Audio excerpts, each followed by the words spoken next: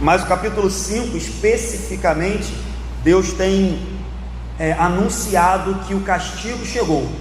Ele, por diversas vezes, por meio do profeta Oséias, até usando o casamento de Oséias como exemplo para a infidelidade do povo, agora chega a vez que Deus coloca um basta e diz que o castigo, a punição, a repreensão que ele tanto anunciara por meio do seu profeta vai chegar, e é isso que a gente vai estudar agora pela manhã. Capítulo 5, versículo 8 e 9 vai dizer assim, leia comigo, 5, 8 e 9: Tocai a trombeta em Gibeá, e em Ramá tocai a rebate, levantai gritos em Bet-Avém, cuidado, Benjamim, Efraim tornar-se-á assolação no dia do castigo, entre as tribos de Israel tornei conhecido o que se cumprirá. Deixa a Bíblia aberta, já já a gente continua. Sem nenhum aviso, sem nenhuma explicação, de forma inesperada, Oséias sai do culto, que até então ele estava falando de um culto idólatra, de um culto pervertido, de um culto abominável a Deus. Então, de uma hora para outra, Oséias sai da repreensão acerca do culto e da religiosidade do povo de Deus e começa a entrar num assunto acerca da guerra, acerca de uma batalha, acerca de uma invasão que o povo de Deus sofreria por causa dos seus pecados. E aí, o profeta agora se coloca, digamos assim, de um alto, de um monte, de um alto, de uma torre, de uma edificação, e começa a clamar, começa a gritar, começa a anunciar, e ele também convoca que sentinelas, que arautos, que homens que faziam esse papel fossem por todo o povo de Deus anunciando: escutai, ó casa de Israel, dai ouvidos, ó casa de Israel, toquem a trombeta, cuidado, Benjamim, Efraim, vocês se tornarão assolação, porque o inimigo vem contra vocês. O castigo era inevitável, a invasão estava próxima, os inimigos do povo de Deus levantaram-se contra eles, porque o próprio povo de Deus não escutou. O castigo, tanto anunciado, tanto profetizado, chegara, e a disciplina era necessária, porque nós bem estudamos aqui, o povo de Deus, de forma obstinada e de forma proposital, andava dia após dia contra os mandamentos de Deus. E outra coisa que é muito interessante é que a gente vai estudar um pouco mais para frente aqui, mas Deus é o protagonista dessa batalha. É claro que essa batalha será travada entre um povo de Deus e uma nação inimiga, mas quem levanta essa batalha, é até um pouco difícil de falar isso, algumas pessoas até se escandalizam, mas quem governa, quem comanda, quem levanta, quem ordena essa batalha é o próprio Deus, é o próprio Senhor, porque a ira dele havia chegado ao limite, e os pecados do seu povo haviam transbordado, e ele não mais seria conivente, se essa é a palavra que eu posso dizer, talvez misericordioso, ele não seria mais benigno, ele não seria mais longânimo, porque ele havia chegado ao seu limite. A verdade, irmãos, é que o trovejar da palavra de Deus, da verdade do Evangelho, deveria estremecer os nossos ouvidos e os nossos corações. A verdade é que esse povo deveria ter sido impactado pela profecia que Oséias já vinha fazendo há mais de 20 anos, e não foi isso que aconteceu. Se nós trouxermos para os dias de hoje, a mesma coisa acontece, irmãos, todos os dias, inclusive dentro das igrejas evangélicas. A verdade troveja, ele diz: tocai a trombeta, levantai gritos, anunciem em todos os cantos que a invasão chegará. E a verdade é que toda vez que um profeta, um pastor, um mensageiro de Deus anuncia a verdade do Evangelho, é a trombeta de Deus falando à sua igreja, e o povo deveria, diante dessa anunciação, temer e tremer. Mas o que acontece é que na maioria das vezes, o coração do pecador, ele faz o contrário, ele se endurece, ele se torna obstinado. Por mais poderosa que seja a trombeta de Deus, os corações se tornam indiferentes. Por essa razão, Deus diz: já que vocês não querem ouvir o meu profeta, vocês ouvirão a espada dos inimigos. Todo pastor deve estar pronto para anunciar o reino de paz, o reino de Cristo, o reino messiânico, o reino da reconciliação, do perdão, dizer que Deus está pronto para perdoar todo aquele que se arrepende. Todo pastor tem que estar pronto para anunciar isso, mas todo pastor também tem que estar pronto para anunciar que se o povo não ouvir a trombeta de Deus e buscá-lo em arrependimento, o povo ouvirá o castigo de Deus, o povo ouvirá que o juízo virá, e que Deus não os livrará. Todo pastor tem que estar pronto para fazer isso. 3 cidades são mencionadas aqui. Se você olhar no mapa de Israel, elas fazem quase uma linha reta de baixo para cima, sentido Jerusalém, dando a entender que a invasão seria do sul rumo a Jerusalém. A nação inimiga viria de baixo para cima. E o resultado dessa batalha é triste. O resultado do castigo de Deus é triste. O versículo 9 diz: Efraim tornar-se-á assolação. Efraim será assolado. E aí, de novo, fazendo uma aplicação nos dias de hoje, infelizmente, nós, e aí eu me incluo nisso, nós pecadores, somos sempre tardios, sempre lentos, sempre morosos para ouvir a voz de Deus. Deus nunca vem e começa a castigar o seu povo da noite para o dia, constantemente. Não sei se foi assim na sua vida, mas na minha foi.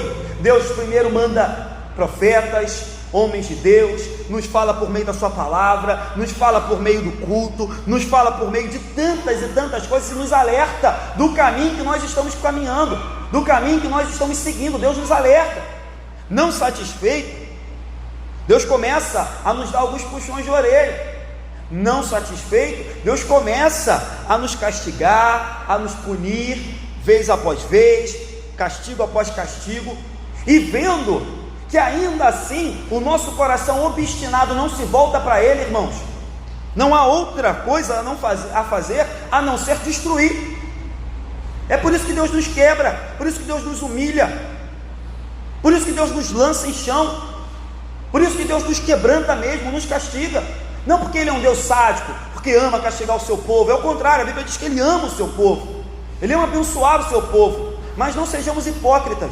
Quando a gente chega ao ponto de ser quebrado por Deus, é porque Deus já avisou, Deus já levantou um profeta, a trombeta já tocou, o profeta já anunciou, os puxões de orelha já aconteceram, os castigos já vieram, e ainda assim a gente acha que Deus é bobo e que a gente é malandro.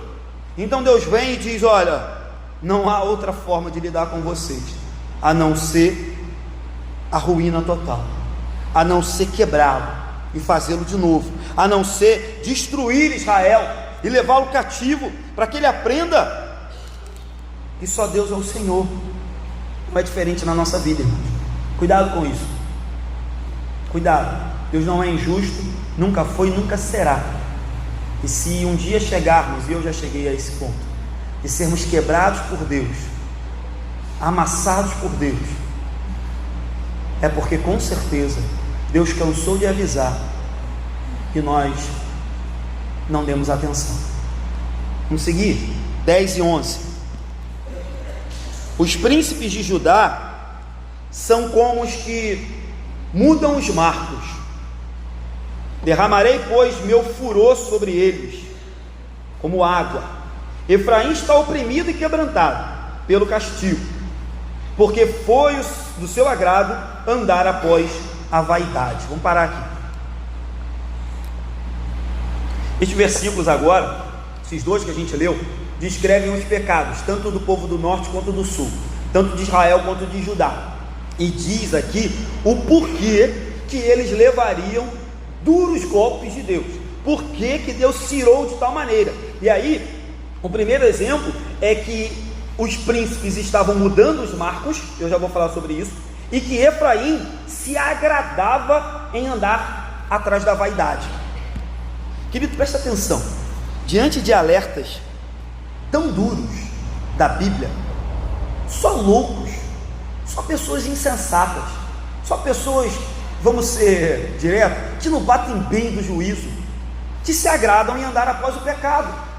Só os loucos zombam do pecado, só os loucos acham que podem viver uma vida dupla, só os loucos acham que podem enganar a Deus. Só aqueles que não têm o Espírito Santo, irmãos, acham que podem zombar de Deus vivendo dia após dia no pecado. sendo que as Escrituras constantemente nos alertam que o juízo de Deus será implacável para aqueles que passarem toda a sua vida no pecado. Oséias cita um crime aqui, o primeiro crime, da mudança de marco. Mudança de marco aqui, irmãos, é roubar terra, é furtar terra. Para Deus era abominável no Antigo Testamento aqueles que de forma forçosa, por fraude, roubavam terra do seu vizinho, ampliavam os marcos. Deuteronômio, a gente vai estudar Deuteronômio quarta-feira, livro de Deuteronômio aqui na igreja. Deuteronômio 27, 17 diz assim: maldito aquele que mudar os marcos do seu próximo. E todo o povo dirá amém. Uma das leis de Deus ao seu povo no Antigo Testamento era: aquele que roubar a terra do seu próximo é maldito. Roubar terra, irmãos, é infringir o mandamento, o oitavo, não furtarás. Só que Calvino vai dizer que esse exemplo que Oséias dá é apenas uma metáfora. O que Oséias está querendo dizer é o seguinte: assim como alguém, quando rouba o terreno do vizinho, ele vai além do limite da sua terra, ele passa dos limites da sua terra para roubar a terra do vizinho, assim estava a nação de Israel. Politicamente, socialmente, religiosamente, eles haviam passado dos limites. Havia um limite aonde o povo deveria ir, havia um marco aonde o povo não poderia passar, mas de forma maldita. O povo havia rompido todos os marcos. Não havia mais limite entre o povo de Deus e os ímpios. Não havia mais limite entre o culto a Deus e o culto a Mamon. Não havia mais limite entre aquilo que é pecado e aquilo que é bênção. O povo misturou tudo, porque os marcos foram rompidos. E aí, de novo, trazendo para os nossos dias, irmãos, isso tem acontecido nas nossas igrejas, na sua grande maioria, não só eles, mas os nossos jovens e adolescentes têm rompido os marcos. Os nossos jovens e adolescentes acham que é possível viver dentro da igreja e alargar os marcos, viver dentro da igreja e relativizar os mandamentos de Deus, viver dentro da igreja e viver no pecado. Há marcos, há limites, há mandamentos, há princípios que Deus não negocia. Não se engane. E era isso que o povo estava fazendo aqui. Os príncipes, os sacerdotes, os líderes que deveriam preservar o povo dentro do aprisco, dentro dos marcos, eles mesmos foram os primeiros a chutar o balde e ir após os pecados. Mas o povo também foi. Tanto é assim que ele diz: foi do agrado de Efraim andar após a vaidade. Eu já disse isso aqui: o pecado dos líderes é lamentável, é o pior dos pecados de uma igreja, é o pecado do seu líder. Contudo, o povo, quando vai atrás do seu líder, não é indesculpável, ele é culpado também, porque nós temos o Santo Espírito, temos a Bíblia, e não temos desculpa para seguir a hereges e homens malditos. Israel mudou os marcos, e a igreja evangélica brasileira, lamentavelmente, tem mudado os marcos todos os dias. É desordem, é confusão, é uma mistura tão louca que você não sabe mais o que é igreja, o que é mundo. Irmãos, não querendo aqui ser puritano, não querendo aqui ser alguém demagogo, mas nós precisamos voltar aos marcos. Nós precisamos voltar a estabelecer marcos, não levantar barreiras e dizer: olha, nós não nos misturamos com as pessoas do mundo, vamos levantar uma barreira e vamos fazer como os monges que se isolavam e não eram presentes no mundo, porque nós estamos nesse mundo, devemos ser sal e luz desse mundo, mas há marcos, há limites, há barreiras que nós não podemos transpor. Diz Spurgeon, não me recordo agora a frase ao certo, que na busca em ganhar o mundo, a igreja foi destruindo os marcos, a igreja foi derrubando os limites, e o que aconteceu foi que o mundo ganhou a igreja, não a igreja ganhou o mundo. Sim, devemos ir ao mundo, alcançar os perdidos, falar do amor de Cristo ao mundo, sermos diferença nesse mundo, mas existem marcos que Jesus fincou, marcos que os antigos, a preço de sangue, refizeram, porque a igreja havia se perdido e havia aceitado um monte de bobagem, e os reformadores sangraram para que nós voltássemos aos nossos marcos. E hoje, infelizmente, repito, a igreja tem perdido totalmente o rumo. Qual o resultado disso? Para Efraim, para Judá, para Israel, para mim, para você. Qual é o resultado disso? Está aqui: opressão, fragmentação. O texto diz: Efraim será oprimido. Efraim está oprimido e quebrantado. Você fala: talvez Efraim esteja quebrantado porque está arrependido. Não, Efraim está oprimido e quebrantado pelo castigo. Pelo castigo. Esse é o resultado. E aí, repito, é loucura, irmãos, viver uma vida dupla.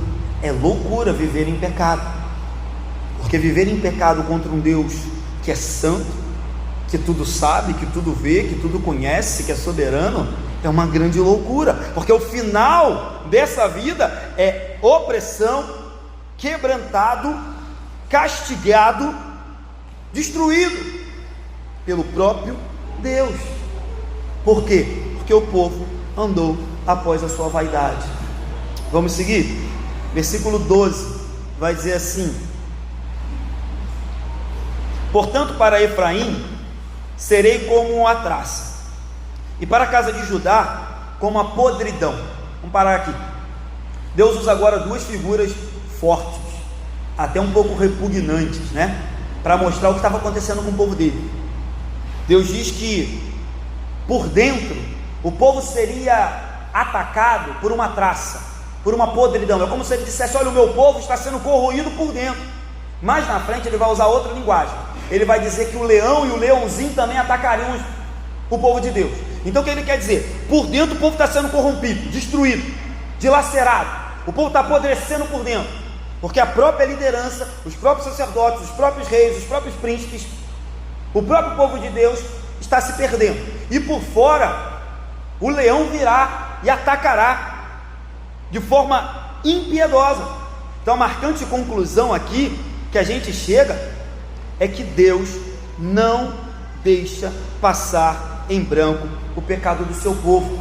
Ele castigará, e é isso que ele diz aqui. A obediência de Israel e de Judá era a desobediência de Israel e de Judá, era o motivo pelo qual Deus levantaria contra eles todos esses problemas.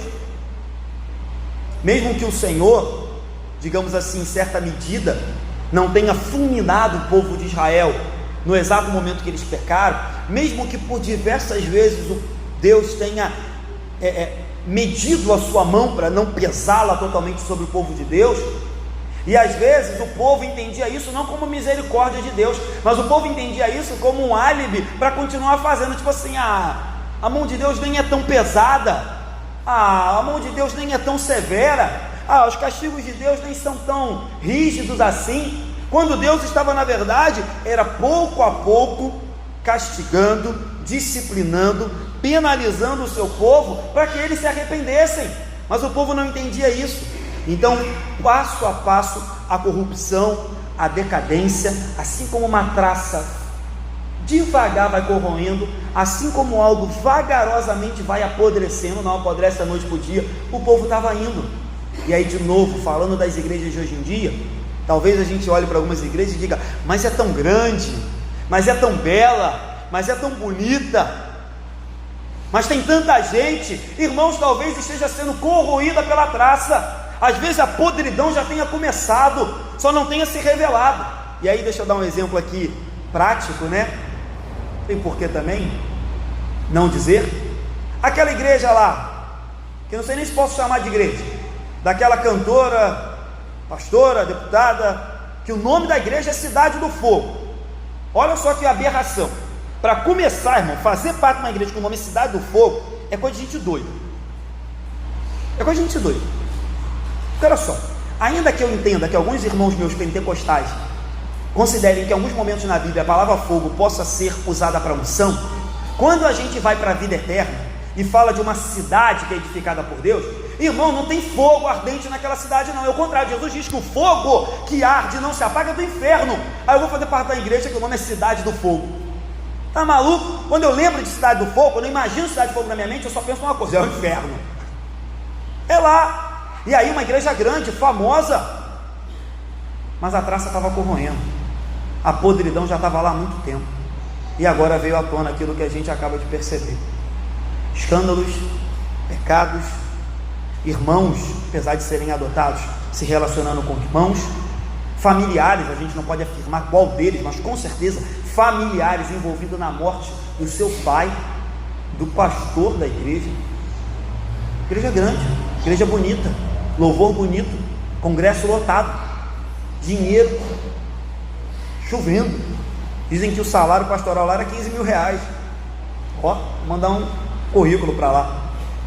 Mas a traça estava corroendo, irmãos. A traça estava destruindo há muito tempo. Então, em certa medida, Deus retém sua mão. E a gente aprende aqui o seguinte: Deus não trata da mesma forma com todos os pecadores. Deus não pune da mesma forma todos os pecadores. Quer ver um exemplo disso? Quando Deus vai punir o faraó, Deus endurece o coração de Faraó, para que a cada pecado a sua glória fosse exaltada, e para que a cada pecado Faraó se tornasse mais maldito para ser afogado pelo mar. Em compensação, Israel era tão pecador quanto, e Deus, quando punia Israel, fazia com o intuito de salvá-lo, de perdoá-lo. Então Deus não trata com pecadores da mesma forma, Deus não pune pecadores da mesma forma. Então, nem por isso, irmão, se engane. Se talvez você está vivendo uma vida de pecado aí e está achando que Deus está passando batido, talvez seja porque Deus, não é isso que diz Romanos, se entregou. Romanos é um texto triste, apesar de ser bíblico. É triste porque a Bíblia diz assim: por quererem o pecado, Deus os entregou. E a pior coisa que pode acontecer é Deus nos entregar. A pior coisa que pode acontecer é Deus tirar o nosso freio. A pior coisa que pode acontecer é Deus arrancar totalmente a influência do Espírito dele na nossa vida, porque se Deus tirar, irmãos, é ladeira abaixo. Nós colocaremos Hitler no bolso, seremos piores que ele, se possível for. Então cuidado com isso. Deus diz, portanto, para Efraim serei como traça, para Judá serei como podridão. Que Deus nos livre disso. 13 a 15, para a gente terminar. Diz assim o 13: quando Efraim viu a sua enfermidade e Judá a sua chaga, subiu Efraim à Assíria e se dirigiu ao rei principal, que o acudisse, mas ele não poderá curá-los, nem sarará a sua chaga, nem sarar a sua chaga, porque para Efraim serei como um leão, e como um leãozinho para a casa de Judá, e eu mesmo os despedaçarei, e ir-me-ei embora, arrebatá-los-ei, e não haverá quem os livre. Irei e voltarei para o meu lugar, até que se reconheçam culpados e busquem a minha face. Estando eles angustiados, cedo me buscarão, dizendo. O dizendo a gente deixa para a semana que vem. O que mais me chama a atenção nesse texto, depois de todos os castigos, de todas as profecias, de todos os alertas, de todos os anúncios, é que o povo de Deus, quando se vê castigado, quando o povo percebe a traça, percebe a podridão, quando o povo percebe que algo estava errado, em vez de buscar ao seu Deus, eles correm para a Síria, eles buscam salvação no inimigo. Em vez de buscar o remédio correto, eles tomam veneno. Em vez de buscar o Deus que havia sido fiel e os resgatou desde o Êxodo, eles correm para a sua idolatria. Em vez de se voltar a Deus arrependidos, eles se endurecem. Em vez de avaliar a sua vida e falar: olha, eu estou sofrendo isso porque eu tenho andado longe de Deus, eu tenho praticado abominações diante de Deus, eles ficam revoltados. Eu não sei se você já passou por isso ou se você já conheceu alguém assim. Às vezes Deus é bom durante 30 anos da nossa vida, 40 anos da nossa vida, e aí quando Deus permite que algo ruim chegue na nossa vida, a gente se rebela contra Ele, a gente se revolta contra Ele, a gente se ira, blasfema. Aí Deus está dizendo: o meu povo, quando foi castigado, buscou o inimigo, e esqueceu que por longos e longos anos eu os abençoei, nunca os desamparei, os perdoei, os busquei. Lembra que eu falei aqui? Oséias, ele separa da sua mulher, e não é sua mulher que volta, ele vai lá e traz sua mulher de volta. Ele perdoa a sua esposa, Ele perdoa. É a mesma coisa com Deus de Israel. Na maioria das vezes é Deus que busca o povo de volta. Assim é comigo e contigo. Que lição, irmãos, que lição para as nossas vidas. Não há salvação fora de Deus, e buscar qualquer tipo de ajuda ou auxílio fora do nosso Deus é loucura, é buscar destruição, é aumentar o nosso pecado, é aumentar a nossa idolatria. Israel escolheu esse caminho, e a igreja de Cristo precisa entender, irmãos, nós somos igrejas de Cristo, é Ele que nos sara, é Ele que nos cura, é Ele que nos trata, é Ele que nos edifica, é Ele que nos corrige, é Ele que nos zela, é Ele que salva, é Ele que socorre, Ele que é o nosso remédio, a nossa salvação, Ele é a nossa redenção, Ele é o nosso tudo, Ele é o motivo da nossa alegria, Ele é o motivo de vivermos, Ele é o dono da igreja. A igreja tem que parar de achar que o que permanece, ou o que faz a igreja estar de pé, são suas alianças políticas, sua influência na sociedade, o número de membros, o número de dinheiro, o tamanho do seu templo. A gente tem que parar com isso. Quem socorre a igreja, quem a mantém de pé, quem sustenta a igreja, quem alimenta a igreja, é o Senhor Jesus Cristo, e buscar isso fora dele é loucura. Usando as palavras do próprio Oséias, é prostituição, é prostituir o culto, é pegar a noiva do Cordeiro, aquela por quem Jesus morreu, a igreja, e vendê-la. Não busquemos, irmãos, em hipótese alguma, a salvação fora de Deus. Não busquemos em hipótese alguma a resolução dos nossos problemas fora de Deus, porque o que vai acontecer? Só vai piorar. Deus diz: vocês querem buscar socorro nos inimigos? Deixa eu te avisar desde já, a Assíria não poderá curá-los, a Assíria não poderá sarar a sua chaga. E mais, eu serei como um leão, eu serei como um leãozinho, eu mesmo despedaçarei, eu mesmo arrebatá-los-ei, e não haverá quem os livre. Essas palavras deveriam, irmãos, fazer o nosso coração tremer, a começar por mim, porque quantas vezes a gente confia na força do nosso braço, quantas vezes a gente confia no nosso salário, no nosso emprego, no nosso marido, na nossa esposa, quantas vezes a gente confia no nosso diploma, no nosso título, no nosso cargo da igreja, quantas vezes a gente confia nos homens, e todas as vezes que a gente faz isso, essas coisas nos decepcionam, e Deus se ira. A reação de Deus é ainda pior. Deus diz que seria como um leão contra o seu povo. Você percebeu que, de forma ainda que não direta, o pronome eu se repete várias vezes aqui para dar a entender que quem está no controle é Deus? Deus diz assim: serei, por exemplo, eu como um leão para a casa de Judá, e eu mesmo despedaçarei, e eu ir-me-ei embora, arrebatá-los-ei. Quem? Eu vou arrebatá-los, e não haverá quem os livre da onde? Das minhas mãos. Aí o texto segue e diz assim: irei quem? Eu, Deus, e voltarei, Deus, para o meu lugar, eu voltarei para o meu lugar, até que se reconheçam culpados e busquem a minha face, eu, Deus, busquem a minha face, estando eles angustiados, e me buscarão. Você percebe que ainda que de forma indireta, Deus está a todo momento se colocando como o protagonista, o dono, o governador, o soberano, o chefe dessa batalha, dessa circunstância. Não havia nada por acaso aqui.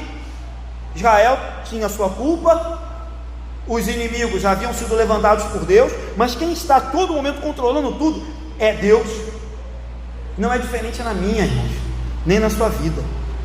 Deus tem controlado do início ao fim todas as circunstâncias que geram a nossa vida, todas as circunstâncias que envolvem a nossa vida. Eu sei que nem sempre elas são boas, eu sei que nem sempre elas nos agradam, mas não esqueça, Deus está do início ao fim, escrevendo a história dele na nossa vida. Deus está escrevendo a minha história. Para com esse negócio. Deus está escrevendo a sua história. Deus está escrevendo a história dele na nossa vida. Deus está exaltando a glória dele por meio da nossa vida. Deus está anunciando o filho dele por meio da nossa vida. E depois Deus escreve a nossa história. Depois, junto, em segundo plano, Deus escreve a nossa história. É eu. Deus está o tempo todo falando, sou eu. Mas de novo, a gente precisa ser lembrado disso, porque a gente esquece.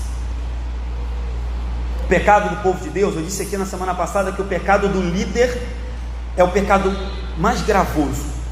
E hoje eu quero dizer que o pecado do povo de Deus, que é o povo de Deus aqui que está sendo repreendido, ele é mais grave, ele é mais hipócrita e ele é mais danoso. Por que isso? Por que o pecado do povo de Deus é mais grave? É mais grave porque nós pecamos contra aquilo que conhecemos. Nós conhecemos a palavra de Deus, nós conhecemos os mandamentos de Deus e ainda assim pecamos. Então o pecado é mais grave. Por que o pecado do povo de Deus é mais hipócrita? Porque no domingo a gente denuncia o pecado, porque no domingo a gente fala mal do pecado, no domingo a gente condena o pecado, e de segunda a sábado a gente faz. Por isso que o pecado do povo de Deus é mais hipócrita. Por que o pecado de Deus é mais danoso? Porque quando o povo de Deus peca, ele serve como escândalo, como pedra de tropeço, como arma na mão do inimigo, para falar mal da igreja de Deus. Ninguém aqui está livre disso, ninguém, nem eu. Mas sabendo disso, que o pecado do povo de Deus é mais grave, mais hipócrita e mais danoso, nós devemos usar de todas as nossas forças para tentar de todas as maneiras fugir do pecado. O pecado do povo de Deus é mais grave, mais hipócrita e mais danoso. Aqueles que não escutam a voz de Deus receberão a disciplina. Contudo, irmãos, entretanto, todavia, é melhor ser disciplinado por Deus do que ser marionete de Satanás. É melhor ser castigado por Deus do que ser castigado no fogo do inferno. É melhor ser quebrado por Deus do que ser mula de Satanás. É melhor ser esmagado por Deus do que viver sendo ferramenta e instrumento do inimigo das nossas almas. A Bíblia diz que Deus castiga o filho a quem ama. Então, se você está sendo repreendido, castigado, ou se você se encontra na situação que precisa ser repreendido ou castigado, não fuja, porque se vem de Deus, é porque Ele deseja de mim e de você um arrependimento e mudança de vida. O texto diz: irei e voltarei para o meu lugar, até que se reconheçam culpados e busquem a minha face. Estando eles angustiados, me buscarão. O juízo do leão da tribo de Judá jamais será para destruir o povo de Deus. O juízo do leão da tribo de Judá sempre será buscando o nosso arrependimento e nossa volta para o lugar da onde nunca deveríamos ter saído, a presença de Deus. Terminar? Quero fazer rapidinho 5 aplicações só para reforçar o que eu já falei durante a pregação. Primeiro aqui que eu já falei é: a verdade, o evangelho deveria trovejar não só nos nossos ouvidos, mas também no nosso coração, todas as vezes que a palavra do Senhor é lida e pregada. Se ela trovejasse, talvez não precisássemos ser castigados, disciplinados e quebrados. Segundo ponto: a desordem política, social e religiosa, inclusive da nossa sociedade, da nossa geração, a desordem política, que é horrível, a desordem social e religiosa que a gente vive, são resultados de um povo pecador, que anda dia após dia longe de Deus. Está claro isso aqui? Está claro? E enquanto o povo não entender que Deus é aquele que soluciona os nossos problemas, a desordem política vai continuar, a desordem social vai continuar, a desordem religiosa vai continuar, porque o problema não está na consequência, mas o problema está na causa, o problema está na fonte. enquanto o pecador não entender que precisa de Deus, a gente vai continuar caminhando a passos largos para o inferno. Quando eu digo a gente, eu estou dizendo sociedade, não a igreja de Cristo. Terceiro ponto, aprendemos aqui que Deus não pune os homens sempre da mesma maneira. Deus trata de formas diferentes com seu povo. Contudo, entretanto, todavia, não se engane, ainda que Deus esteja demorando, digamos assim, em castigar o seu povo, Ele uma hora vai castigar. Bom será se Deus nos castigar em vida, porque se Deus deixar para nos castigar após a vida, aí o castigo é eterno. Quarto ponto, que eu falei aqui, só há socorro em Deus. A igreja vive em Deus, a igreja permanece de pé em Deus, a igreja é sustentada por Deus, alimentada por Deus, e buscar qualquer coisa fora de Deus é loucura. Que a gente aprenda isso. E por último, quinto aqui, para vocês também guardarem, a disciplina de Deus é amarga, mas traz cura. A disciplina de Deus é dolorosa, mas restaura. A mão de Deus mata o pecador, mas nos faz nova criatura em Cristo Jesus. Amém? Deus abençoe. Fiquem de pé, vamos orar.